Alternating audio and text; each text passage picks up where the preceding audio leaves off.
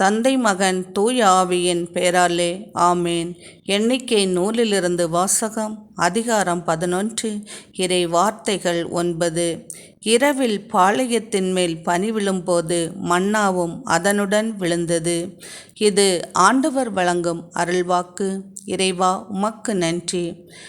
காற்றையும் கடலையும் கடிந்து கொண்டவரே, உம்மை நாங்கள் ஸ்தோத்தரிக்கிறோம். நீர் செய்த சகல நன்மைகளுக்காக உமக்கு ஸ்தோத்திரம் ஸ்தோத்திரம். உணவில்லாதவர்களுக்கும் உணவு கொடுக்கிறவரே, உம்மை நாங்கள் ஸ்தோத்தரிக்கின்றோம். பஞ்சத்தால் யாரையும் விடாது பாதுகாத்து கொண்டிருக்கின்றவரே, உம்மை நாங்கள் ஸ்தோத்தரிக்கிறோம். அக்னி சூளையில் நாங்கள் நடந்தாலும் நீர் எம்மோடு இருப்பதற்காக உமக்கு ஸ்தோத்திரம் ஏசப்பா.